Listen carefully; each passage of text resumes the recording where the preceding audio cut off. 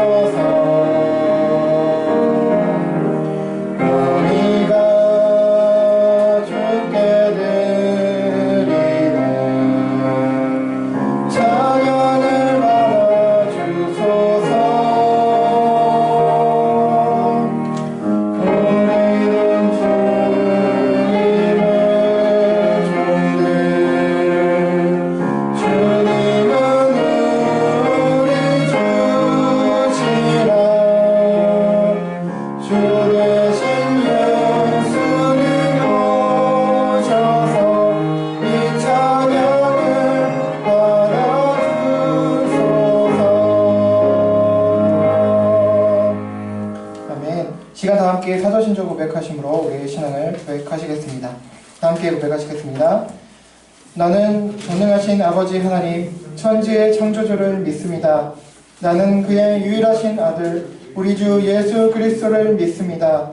그는 성령으로 잉태되어 동정녀 마리에게서 나시고 본디오 빌라도에게 고난을 받아 십자가에 못 박혀 죽으시고 장사된 지 사흘 만에 죽은 자 가운데서 다시 살아나셨으며 하늘에 오르시어 전능하신 아버지 하나님 우편에 앉아 계시다가 거기로부터 살아있는 자와 죽은 자를 심판하러 오십니다. 나는 성령을 믿으며 거룩한 공교회와 성도의 교제와 죄를 용서받는 것과 몸의 부활과 영생을 믿습니다. 아멘. 이 시간 특주 순서가 있겠습니다. 마음으로 함께 참여하도록 하겠습니다.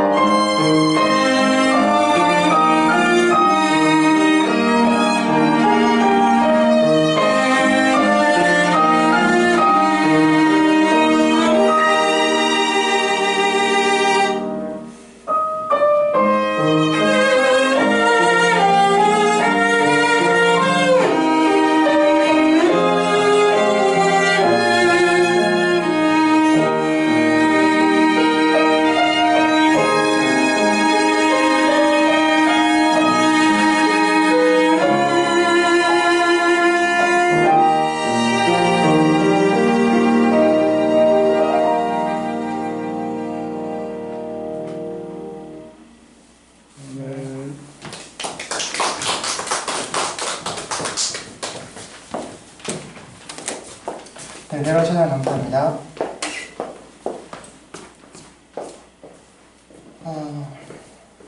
오늘 말씀 읽고 나누기 전에요. 잠깐 기도하길 원하는데요. 잘 아시다시피 지난 밤에 이태원에서 큰 사고가 있었습니다. 우선은 제가 말씀드리고 싶은 것은 할로윈 문화에 대해서 우리가 섣부른 판단과 정죄는 하지 말아야 된다는 것입니다. 그러니까 이것이 무슨 사탄의 역사라든지 그래서 하나님의 저주로 이런 사건이 벌어지고 그런 건 아니라는 거죠. 그 참석해서 해를 입으신 분들 중에는 어쩌면 크리스찬이 계실 수도 있습니다. 없을 수도 있고 있을 수도 있지만 하나님께서 우리의 어떤 설령 이게 하나님 뜻에 맞지 않고 그 범죄라고 해도 하나님께서 즉각적으로 뭐든지 심판을 내리시는 분이 아니고 또 우리 그리스도인들에게는 그리스도 예수 안에 있는 자에게는 결코 정죄함이 없다고 했기 때문에 이것이 하나님의 심판이라든가 그렇게 생각하고 여긴다면 그건 잘못된 것입니다. 물론 이런 사건을 통해서 우리가 경각심을 가지고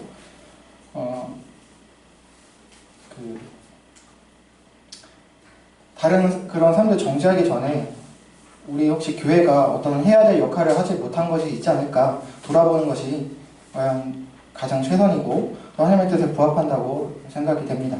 그렇기 때문에 우선 생명을 달리하신 분들을 위해서 또 그리고 무엇보다도 그 유가족 분들과 그 지인분들을 위해서 우리가 기도함으로 그들을 위로하는 것이 그리스도인으로서 마땅한 책무이자 해야 될 의무인 것 같습니다. 그래서 생각하시면서 이렇게 같이 기도하시겠지만 기도하는 마음으로 살아가실 거라고 이 시간 아까 제가 기도하겠습니다. 하나님 아버지, 오늘 또 이렇게 저희가 예수님께서 부활하신 날을 기념해서 또 그 주일이라는 이름으로 또 일요일 시간에 모였습니다. 오늘 함께 많이 모이진 못했습니다만 각자 처소에서 또 형편대로 하나님께 예배하고 나가는 시간들을 가질 수 있도록 인도하여 주시옵소서.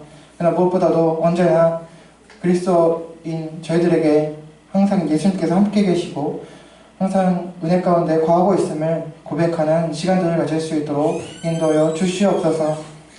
하나님, 지난밤 어쩌면 상업적으로 시작되었을지 모르겠지만 하나님, 축제를 벌이다가 많은 또 젊은 꽃다운 청년들이 또 목숨을 달리하는 안타까운 사고가 발생했습니다.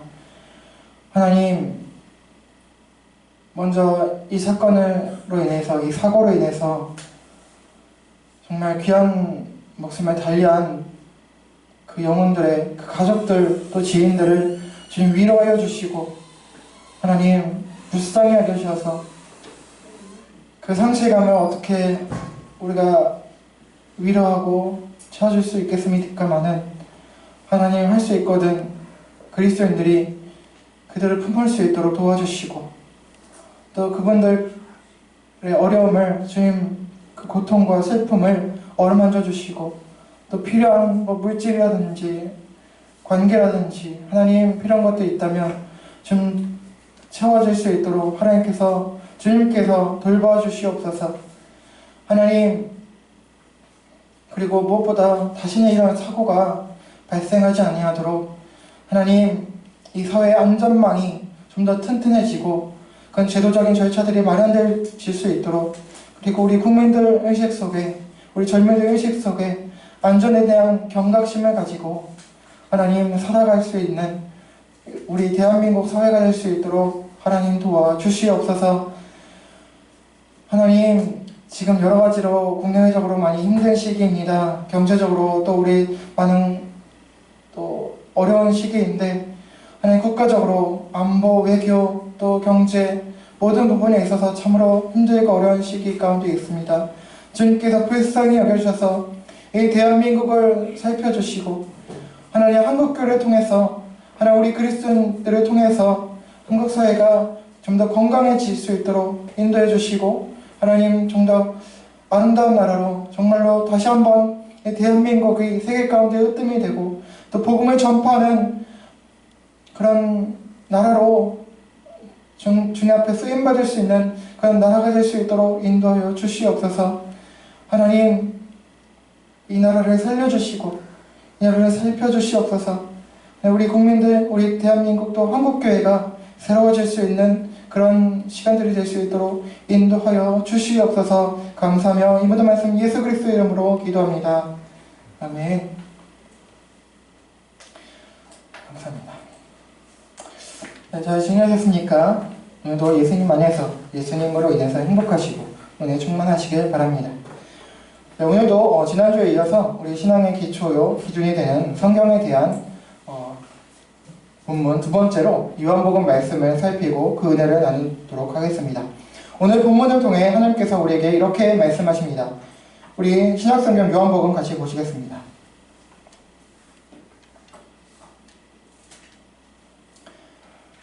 신약성경 요한복음 5장 39절입니다. 신약 152쪽에 있습니다. 요한복음 5장 39절입니다. 한 절입니다. 신약 152쪽 요한복음 5장 39절 함께 같이 읽어보도록 하겠습니다. 시작! 너희가 성경에서 영생을 얻는 줄 생각하고 성경을 연구하거니와 이 성경이 곧 내게 대하여 증언하는 것이니라. 아멘. 네, 여러분, 오늘도 지난주에 이어서 성경에 대한 말씀 두 번째로 성경의 주인공과 주제가 누구이고 무엇인지 나누고자 합니다. 여러분, 우리는 많든 적든 또 원하든 원하지 않든 그리스도인으로서 성경을 읽어나가게 됩니다. 적어도 이런 공동 예배 시간만이라도 말입니다.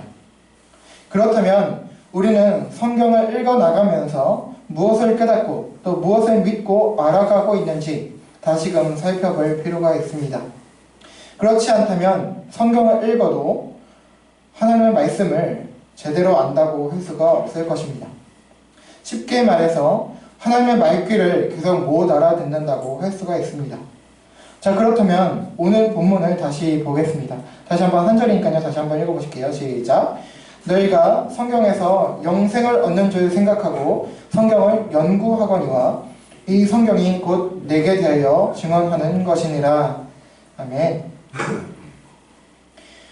오늘 본문 말씀은 예수님께서 자신을 반대하는, 대적하는 유대인들에게 하시는 말씀 중 일부입니다. 5장 초반부에서부터 보시면 잘 아시는 38년 된 병자를 안식일에 예수님께서 고쳐주신 후에 유대인들이 예수님께 이제 안식일을 근거로 해서 안식일에다 왜 치유를 했냐, 일을 했냐 이거죠. 시비를 걸자 주시는 말씀 가운데 있는 것인데 전체를 다 보기에는 길기 때문에 오늘 본문에만 한정해서 보겠습니다.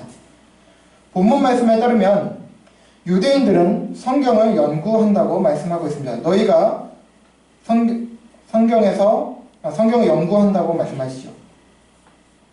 오늘 본문에 언급된 유대인들은 구체적으로 말하면 유대 종교 지도자들을 말합니다. 신약성경, 특별히 사복음서에 보시면 예수님과 11명의 제자들 그리고 바울까지의 사도들을 포함해서 그들은 항상 대적한 사람들이 유대의 종교 지도자들, 곧 바리새인과 서기관들, 또 가끔은 사두개인들도 언급이 되고 있습니다만 대체적으로 바리새인들과 서기관들이 언급이 되어 있죠.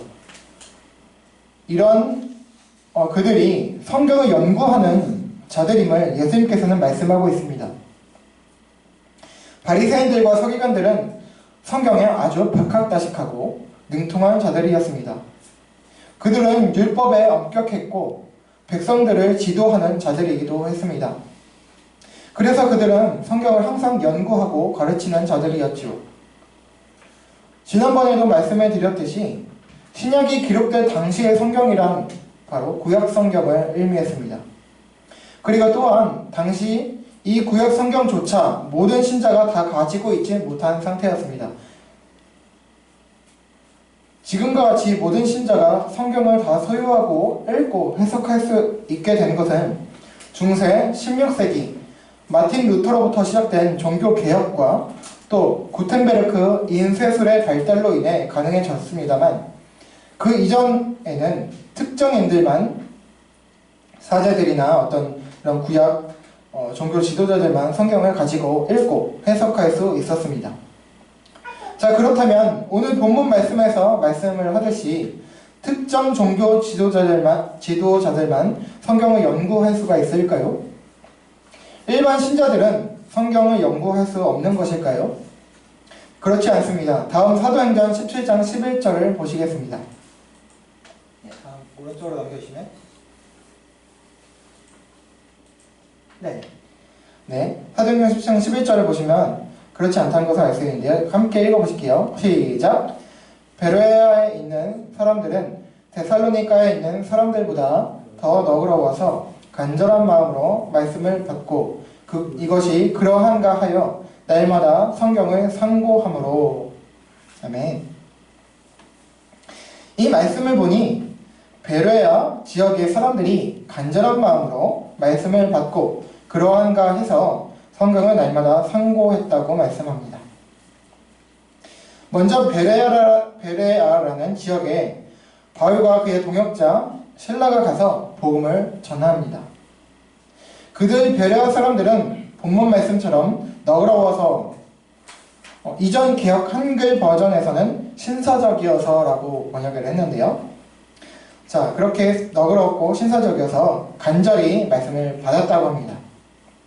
여기서 너그럽다라는 것은 무슨 말이냐면 고귀하고 고결한 성품을 가졌다라는 의미입니다. 그리고 가장 중요한 것이 기록이 되어 있는데요. 그들은 말씀을 받는 것, 말씀을 들었다는 것이요. 바울과 실라가 전했던 그 복음을 듣는 것으로만 끝나는 것이 아니라 그것이 정말 그러한가 하여서 성경을 날마다 상고, 즉 자세히 조사하고 연구했다는 것입니다. 다시 말하면 바울이 전한 구약 성경을 통해 전한 그 복음이 정말 맞는지, 당시에는 구약 성경만 있었다고 말씀드렸죠. 당시 그 구약 성경을 날마다 찾고 묵상했다는 것입니다. 또 연구했다는 것이죠. 공부했다는 것입니다. 네, 베레아의 사람들은 하나님의 말씀과 복음에 대한 사모하는 마음으로 바울의 설교를 듣는 것으로 그냥 끝나지 않고 그들 나름대로 성경을 날마다 읽고 찾아보고 묵상하며 연구했습니다. 그런데 여기서 드는 의문 하나가 있을 것입니다. 아까 언급을 드렸고 이미 익히 우리가 역사적 상식으로 알고 있듯이 성경이 대중적으로 보급이 되어 모든 신자들이 성경을 소유하고 읽을 수 있게 된 것은 중세 종교개혁 이후의 일입니다. 또 구텐베르크 인쇄설 발달된 이후의 일입니다. 그런데 본문에서는 베레아 사람들이 날마다 성경을 상고했다고 하고 있습니다. 이게 어떻게 된 것일까요? 네, 이 점에 있어서는 당시 초대교회 내에서 어느 정도는 교회 지도자들을 통해서 구약 성경이 필사되었을 가능성이 있습니다. 초대교회에서 필사를 했을 가능성이 있고요. 그리고 무엇보다 바로 앞절인 사도행전 17장 10절에 보시면 바울과 실라가 복음을 설교한 장소가 어떤 거리나 이런 데가 아니고 유대인의 회당이었다고 말씀을 하는데요. 당시 유대교 회당들에서는 지금 물론 우리가 보는 이 책 형태는 아니지만 두루마리 형태로 구약 성경이 회당마다 비치되어 있었습니다. 그래서 그 랍비들이 그것을 보고 또 읽고 가르칠 수도 있었고 원하면 유대교 신자들이 그것을 찾아볼 수가 있었습니다. 그래서 일반 신자들도 필요에 따라서 찾아볼 수가 있었습니다. 자, 그렇다면 아직 각 모든 신자들이 성경을 소유하고 언제 어디서나 읽을 수 있지 않았던 당시에도 베레아 신자들이 날마다 그러한가에서 성경을 찾고 연구하고 그렇게 할 수 있었다면, 그랬다면 이미 성경을 소유하고 읽을 수 있고 해석할 수 있는 시대에 살고 있는 우리라면 더 할 말이 없겠지요. 성경을 상고하는 일은 저와 또 우리 김도희 목사님과 같은 교역자들만 할 수 있는 해야 하는 일이 아니라 저와 여러분 모두 신자들이라면 누구나 할 수 있고 해야 하는 일입니다. 신앙의 의무이자 권리입니다. 그렇다면 우리 신자들은 왜 성경을 상고하고 연구해야 할까요? 다시 오늘 본문으로 돌아가겠습니다. 다시 오른쪽 넘겨주시면 오늘 본문이죠. 성경을 상고, 연구해야 하는 이유를 본문에서 말씀하고 있습니다. 그 이유가 무엇입니까? 그것은 바로 성경을 통해 우리가 영생을 얻기 때문입니다. 성경을 통해서라야 구원을 받을 수 있습니다. 왜냐하면 성경을 통해서라야 그리스도이신 예수님을 알 수 있기 때문입니다. 오늘 본문에서도 예수님께서는 영생을 얻는 줄 알고 성경을 연구하는 유대인들에게 성경이 곧 자신에 대해서 증거하는 것이라고 말씀하고 계십니다. 네, 그렇습니다. 영생은 곧 예수님과 연결이 되어 있습니다. 다음 요한복음 14장 6절을 보시겠습니다. 네, 한번 다시 읽어보실게요. 시작. 예수께서 이르시되 내가 곧 길이요 진리요 생명이니 나로 말미암지 않고는 아버지께로 올 자가 없느니라. 아멘. 유명한 구절이죠. 이 구절에서도 예수님께서는 자신이 곧 길이고 진리고 생명 자체라 말씀하십니다. 우리가 생명을 예수님께 받아 누릴 수 있는 이유는 예수님께서 생명의 근원이시자 생명 자체이시기 때문입니다. 그렇다면 생명, 다른 말하면 영생이죠. 영생이란 무엇일까요? 영생. 영원히 사는 삶? 끝없이 그냥 끝이 없는 삶? 네, 틀린 것은 아닙니다. 그러나 그것이 끝이 아닙니다. 단순히 영원히 그냥 끝없이 사는 삶만이 아닙니다. 왜냐하면 구원을 못 받아서 지옥에 가도 영원히 산다는 것은 똑같기 때문입니다. 지옥에 가도 영원히 존재하는 것은 똑같습니다. 영원히 사는 것보다, 그렇기 때문에 영원히 사는 것보다 더 중요한 것은 영원히 살되 어떻게 누구와 사느냐입니다. 다음 요한복음 17장 3절에서 영생이 무엇인지 말씀하고 있습니다. 우리 요한복음 17장 3절 같이 또 읽어보실게요. 시작. 영생은 곧 유일하신 참 하나님과 그가 보내신 자 예수 그리스도를 아는 것이니이다. 아멘. 성경에 따르면 영생이란 단순히 영원히 사는 삶을 넘어서 하나님 아버지와 예수 그리스도를 아는 것이라고 말씀하고 있습니다. 왜 영생이 영원히 사는 기간의 의미가 아니라 성삼위일체 하나님을 아는 것이라고 하셨을까요?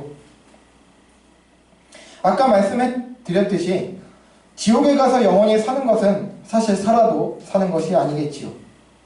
영원히 살되 영원히 고통 속에 있는 것이니까요.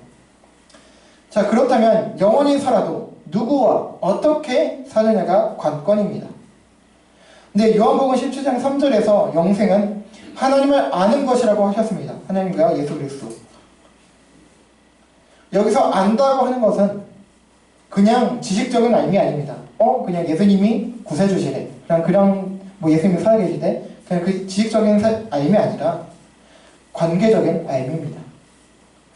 부부가, 부모 자녀가, 형제 자매가, 또 친구들이 서로 인격적으로 알듯이 인격적인 관계를 말하는 것입니다. 예수님께서 2000년 전에 십자가에 못 박혀 돌아가셨대. 인류의 죄를 대신해서 죽으셨대. 그냥 그 정도 아는 것이 아니라 나와 예수님 하나님과 어떤 관계가 있는지, 예수님의 죽으심과 나와 어떤 관계가 있는지 정말 처절하게 인격적으로 아는 것을 말하는 것입니다. 이 인격적 암과 관계를 통해서 우리는 죄가 없이함을 받아 영원한 보호와 돌봄 가운데 있게 된 것입니다. 이런 점 때문에 예수님께서는 영생을 단순한 시간적 의미의 영원한 삶이 아니라 하나님과 그리스도를 인격적으로 알고 관계하는 것으로 말씀하시는 것입니다. 자, 여러분, 그렇다면 다시 오늘 본문으로 돌아가 보겠습니다. 오늘 본문은 유대인들이 성경에서 영생을 얻는 줄 알고 성경을 연구한다고 말씀하십니다. 그런데 문제는 맥락을 보면 지금 예수님께서는 이 유대인들을 칭찬하고 있는 것이 아니십니다. 너희가 성경 잘 연구하고 있네, 잘한다 라고 칭찬하는 그런 말씀이 아닙니다. 분명히 그들은 성경을 나름 또 성실히 열심히 연구한다고 하면서 하고 있습니다. 그렇게 또 하고 있습니다, 실제로. 그런데 그렇게 하면서도 성경이 증언하고 있는 참된 주인공이신 예수님을 알지 못하고 그 구주 메시아 그리스도께서 바로 앞에 계신데도 불구하고 오히려 주님을 대적하고 있습니다. 그래서 예수님께서는 5장 후반부에서 이렇게 말씀하고 계십니다. 요한복음 5장 45절 46절입니다. 마지막으로 같이 읽어보실게요. 시작. 내가 너희를 아버지께 고발할까 생각하지 말라. 너희를 고발하는 이가 있으니 곧 너희가 바라는 자 모세니라.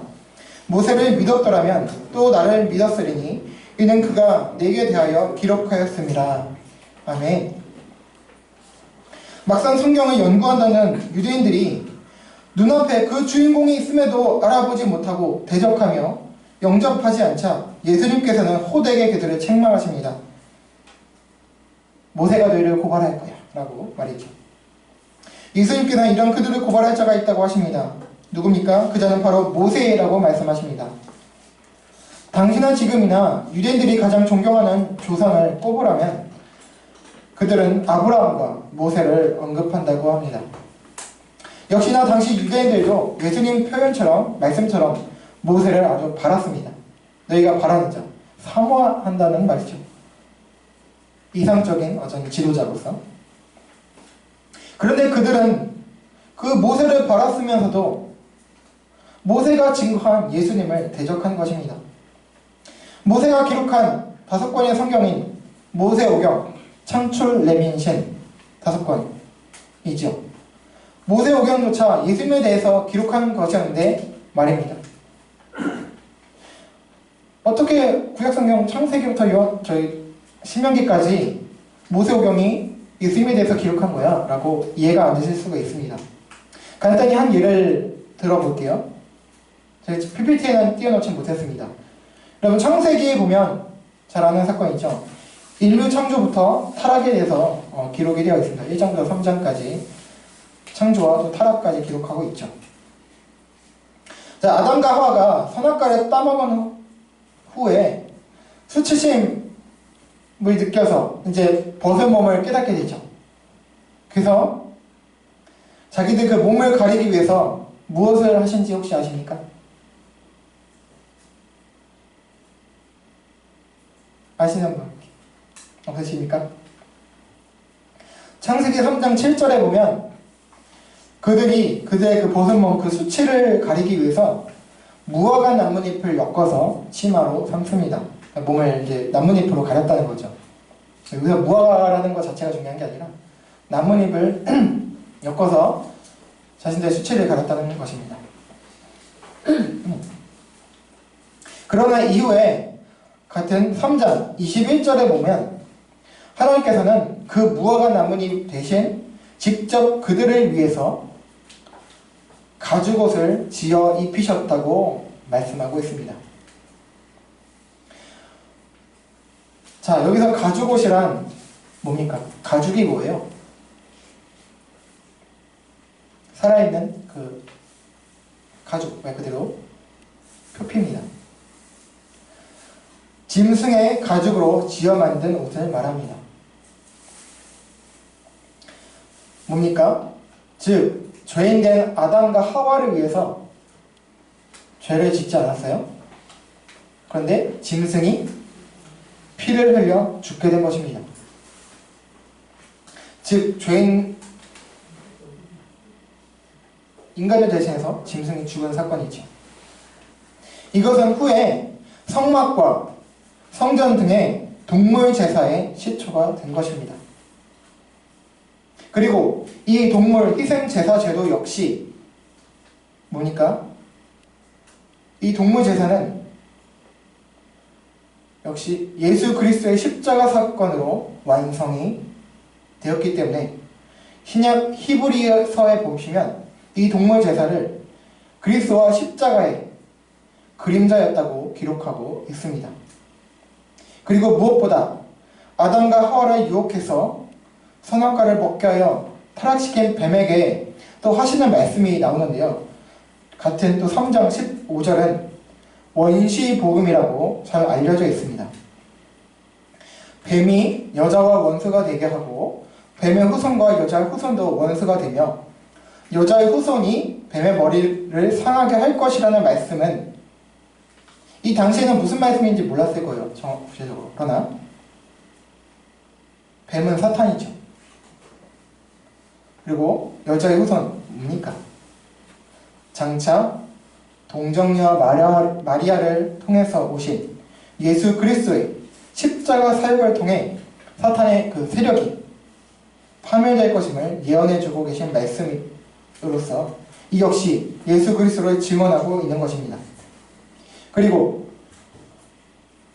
아까 나뭇잎, 무화과 나뭇잎 대신 가죽옷을 하나님께서 지어 입히셨다는 것을 통해서 무화과 나뭇잎은 인간이 아담과 하와가 직접 자신의 수치를 가리기 위해 스스로 만들어 입은 거예요. 그다음 불완전하죠. 그러나 가죽옷은 뭡니까? 인간이 만든 것이, 고안해낸 것이 아니라 위에서 하나님께서 지어 입히셨다는 겁니다. 하나님의 주권적으로 은혜로 주어졌다는 것이죠. 그래서 이것은 곧 은혜, 복음을 말하고 있는 것입니다.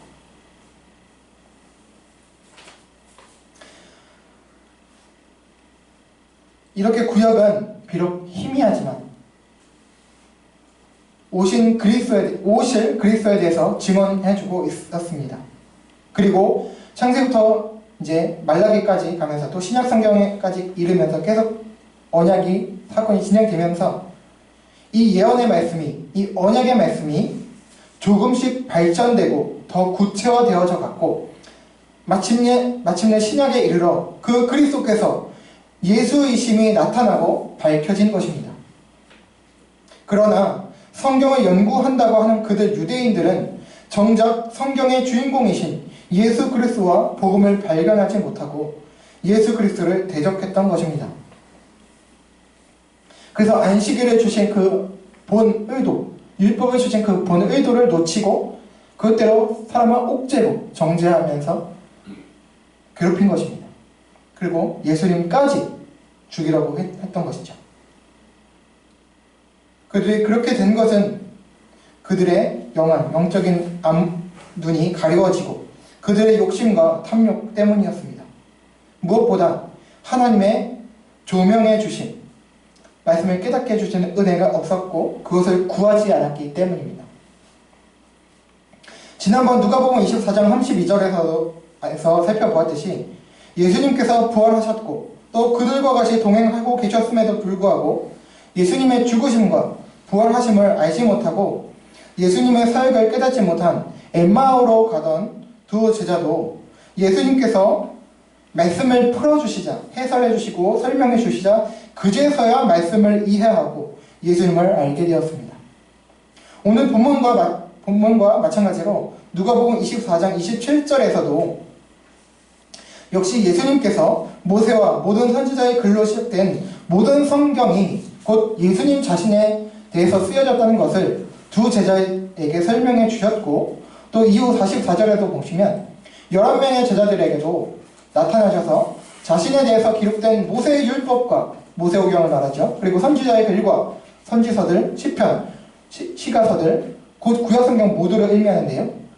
이 구약성경 모두에 자신을 가리켜 기록된 모든 기록이 되어 있다고 가르쳐 주셨다고 말씀하고 있습니다. 또 사도행전 8장 26절 이후에 보시면 신약성경 사도행전 8장 26절 이후에 보시면 초대 예루살렘 교회의 7 집사 중 한 명인 빌립이 길을 가다가 에디오피아 내시를 만나게 됩니다. 근데 그 내시가 어떤 이사야서 말씀을 읽다가 이게 무슨 말이냐 이해를 못하고 막 고민하고 있는 거예요. 그래서 빌립이 그것을 길 가다 발견하고서 너 지금 그 말씀 보고 있는데 그 무슨 말씀인지 알겠어? 라고 하면서 이제 접근해서 이제 복음을 그 말씀이 무슨 말씀인지 예수 그리스도에 대해서 증거하면서 그 말씀이 예수 그리스도에 대해 증거하고 있음을 설명해주고 그렇게 합니다. 그래서 이 내시가 복음을 알게 되고 예수님을 영접하게 됩니다. 그래서 길에서 세례를 주게 되죠. 그래서 복음을 전하는 것이 기록이 되어 있는데요. 이 내시도 성령님의 역사 없이 이사야서 말씀을 읽지만 뜻을 이해하지 못해서 빌립이 성령님의 능력과 도우심을 힘입어 그 본문을 설명해주면서 복음, 곧 예수님을 증언합니다. 여러분, 성경의 주인공은 어떤 신앙인이 아닙니다. 아브라함도, 요셉도, 모세도, 다윗도, 엘리야도, 다니엘도, 베드로도, 바울도 그 누구도 아닙니다. 예수 그리스도께서 성경의 주인공이십니다. 따라서 신앙 인물들의 그들의 신앙이나 또 행위도 성경의 주제가 아닙니다. 오직 성삼위일체 하나님과 특히 예수 그리스도의 사역과 공로가 성경의 주제입니다. 따라서 성경을 읽으면서 예수님이 아니라 인간을 주인공처럼 여기고 또 인간의 행위나 율법 또 곧 종교적 행위로 읽는다면 성경을 잘못 읽고 이해한 것입니다. 성경은 인간을 드러내거나 어떤 행위 또 종교나 종교적 행위를 주장하는 것이 아니라 바로 영생을 주시는 예수 그리스도를 증거하는 것입니다. 그렇다면 영생, 곧 예수님을 믿기만 하면 된다는 것일까요? 앞으로 이 믿음에 대해서도 살필 예정이지만 믿음의 열매는 뭡니까? 곧 사랑입니다. 갈라디아서 말씀해 보면 믿음은 사랑으로 역사한다고 말씀하고 있습니다.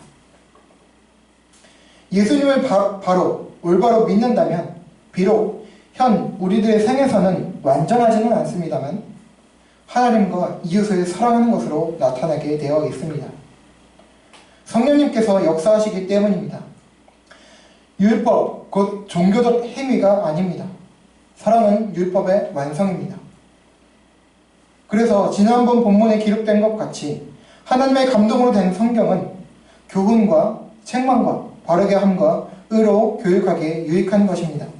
쉽게 말해서 성경을 제대로 이해해서 예수님을 바로 안다면 예수님을 믿어 영생을 누릴 뿐 아니라 예수님을 닮아가게 되고 그 믿음이 사랑으로 결실하여 하나님과 이웃을 사랑하고 섬기게 되게 됩니다.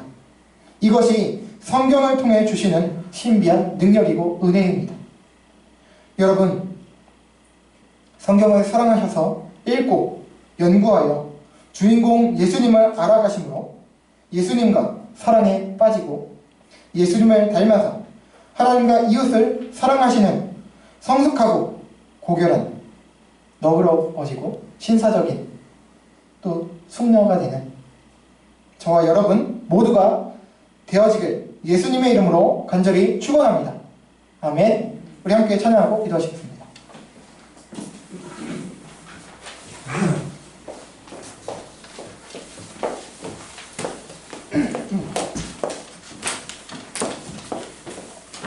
네, 지난주 찬송했던 찬송이지요. 우리 하늘에 나는 새도 주 말씀 향하여 달려갑니다라는 마음을 가지고 함께 고백하겠습니다.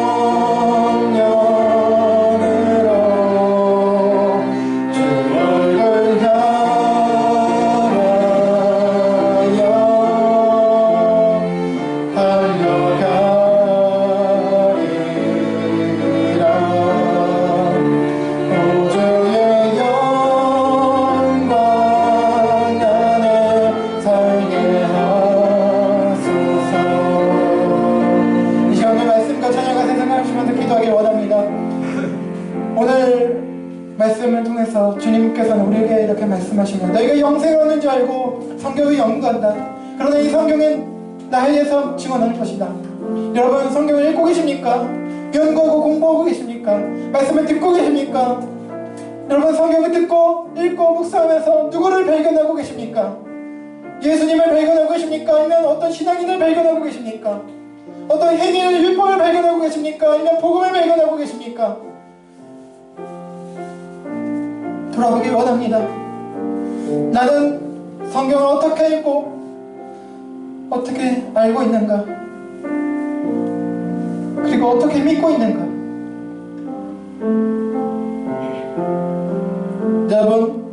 여러분 교육자가 아니라고요? 그래서 성경을 공부 안 한다고요? 그러지 마시기 바랍니다. 모든 신자는 다 성경을 알아가고 읽고 묵상해야 하는 것입니다. 공부해야 되는 것입니다. 신학자들만 할 수 있는 게 아니에요. 공부는 그냥 성경 쭉 읽고 문맥에 따라 살펴보는 것도 공부입니다.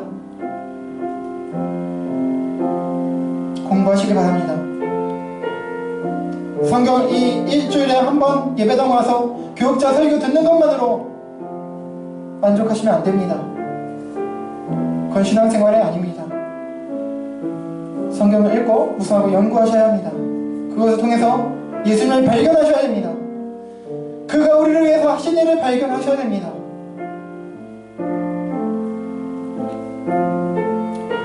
성경의 주인공 올바로 발견하시는 저와 여러분 모두가 되길 바랍니다. 이 시간 같이 기도할 때 하나님 성경을 읽고 말씀을 달려가는 우리가 되게 하여 주시옵소서. 눈으로 보지 못한다면 귀로 듣더라도 우리 요즘에 세상 좋아졌잖아요. 핸드폰 앱 성경 읽어주는 앱도 있더라고요. 그래서 통해서도 말씀을 들으시기 바랍니다. 그래서 말씀을 읽고 듣고 성경 주님을 알아가는 발견해가는 우리가 되게 해달라고. 그리고 바로 올바로 깨달을 수 있도록 성령님 성경에 저자이신 성삼위일체 하나님 성령님 통해서 우리가 말씀을 조명해 주셔서 깨닫고 알게 해달라고 그렇게 기도하시길 바랍니다. 그렇게 기도하시고 우리 한국 사회를 위해서 아까 기도했지만 우리 함께 다시 마음을 모아서 여러분 기도 제목과 함께 우리 사회와 나라를 위해서 정말로 주님께서 돌봐주시도록 하나님 우리 마음을 가지고 마음을 다해서 함께 같이 고백하고 기도하며 나아가겠습니다. 같이 기도하시겠습니다. 하나님 아버지 감사합니다. 하나님 오늘 요한복음 말씀을 통해서 하나님 성경의 주인공이 하나님 어떤 인물이 아니라 어떤 행위가 아니라 율법이 아니라 예수 그리스도이심을 말씀하셨습니다. 아버지 우리가 그렇게 열심히 성경을 읽는다고 한편에서는 성경 일독 프로그램도 하고 또 열심히 성경을 각 개인적으로 읽기도 하고 또 큐티도 하면서 나아갑니다.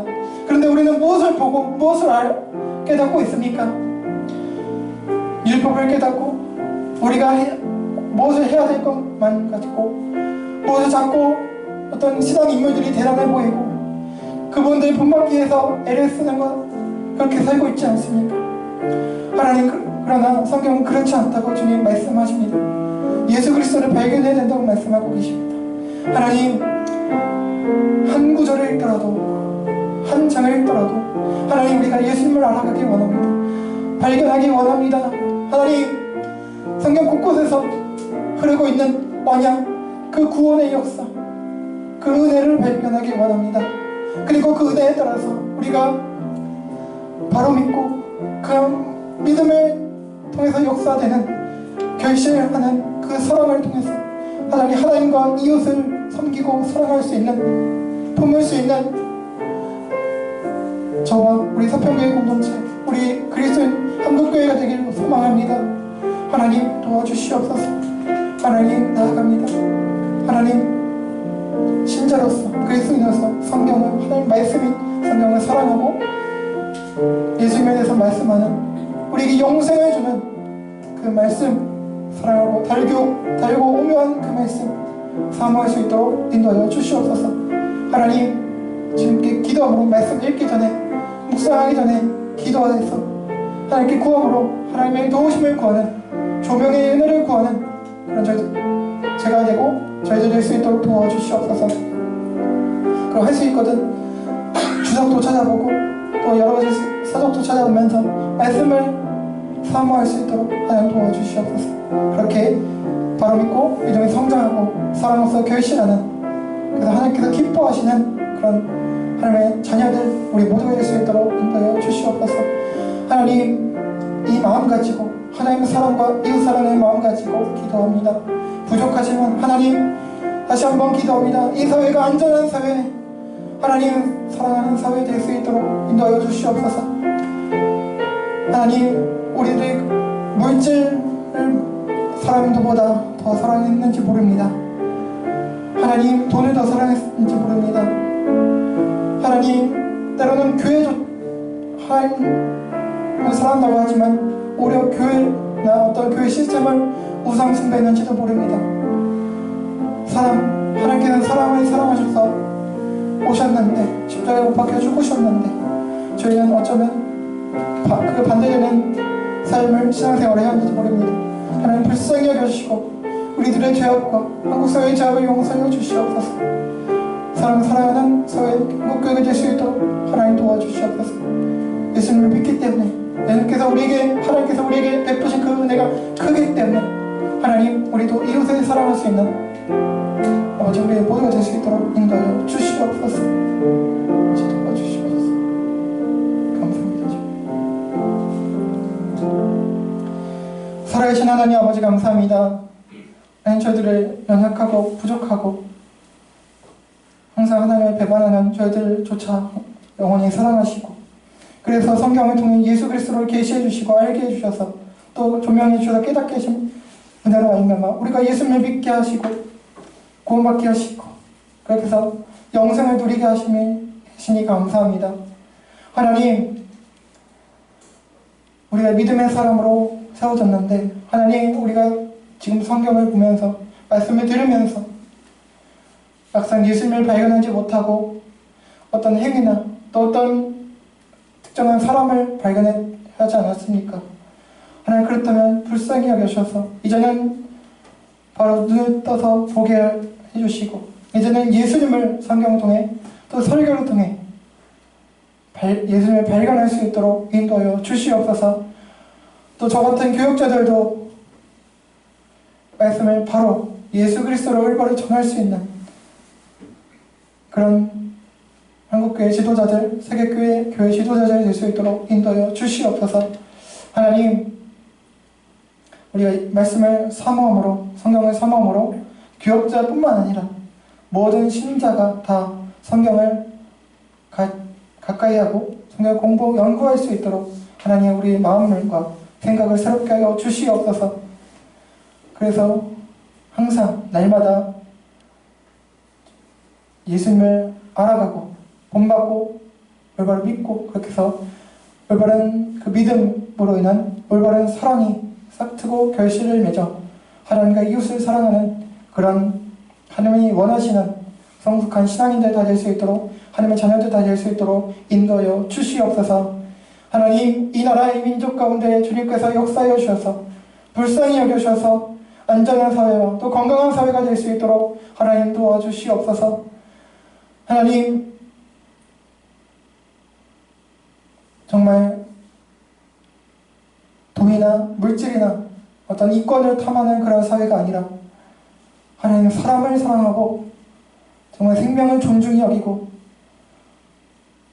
안전을 중히 여기는, 서로를 존중히 여기는 그런 사회가 될 수 있도록, 하나님 나라가 될 수 있도록, 지구촌이 될 수 있도록 하나님 역사여 주시옵소서.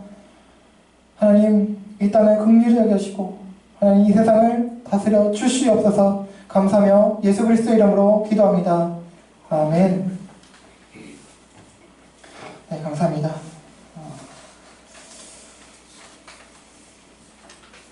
네, 광고 말씀드리겠습니다. 오늘 특주해 주신 세분 자매님 감사합니다. 네, 제가 주보에 실었습니다만 다음 주가요, 저희 서평교회 개척한 지 5주년이 되는 날입니다. 그래서 그동안 여러분 함께 해주시고 함께 또 해주셔서 정말 감사드리고요. 계속해서 기도와 또 격려로 우리 서로를 이렇게 계속 기도해 주시고 격려해 주심으로 우리 건강한, 그래서 사랑과 평화, 또 믿음스러운 사랑이 항상 가득한 건강하게 자라가는, 그렇게 하나님께 칭찬받는 우리 사평교회 될 수 있도록 함께 해주시길 부탁드립니다. 다음 주는 그래서 뭐 특별할 건 없습니다만, 그래서 기도로 특별히 준비해 주시면 감사하겠습니다. 네, 하나님께 감사드리고 함께 해주신 분들께 감사 말씀드립니다. 네, 다시 한번 광고드리는데, 다다음 주 둘째 주 토요일날 우리 전정훈 목사님 안면도 개청 예배를 제가 토요일날 참석하게 되어서 둘째 주 설교는 우리 김재희 목사님께서 감당해 주시겠습니다. 섬겨 주시겠습니다. 우리 기도로 준비해 주시면 되겠습니다. 네, 그럼 다른 강원 주보를 참조해 주시기 바라고요. 이 시간 다 함께 자리에서 일어나시겠습니다.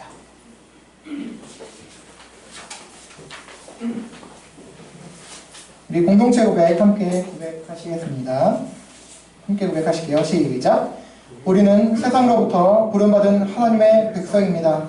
또한 세상으로 보냄받은 그리스도의 제자입니다. 모임과 예배를 통해 하나님께 영광을 돌립시다. 삶을 통해 세상에서 빛과 소금의 역할을 감당합시다. 세상에 주님의 사랑을 전하는 실천자가 됩시다. 서로가 주 안에서 사랑하고 섬기며 돌보고 교제하는 건강한 지체가 됩시다.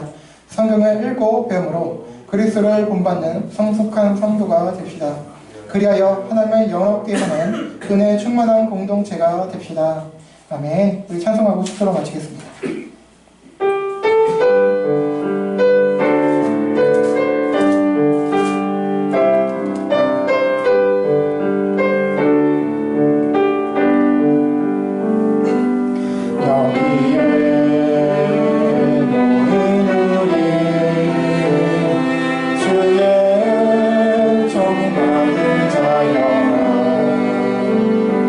주께서 이 자리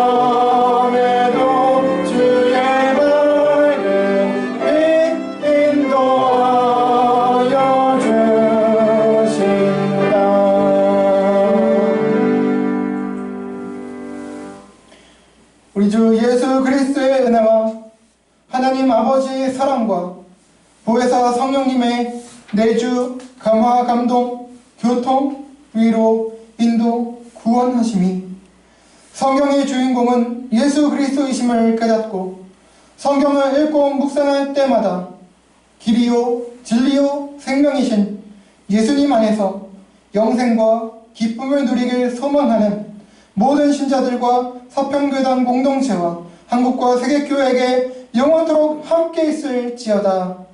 아멘.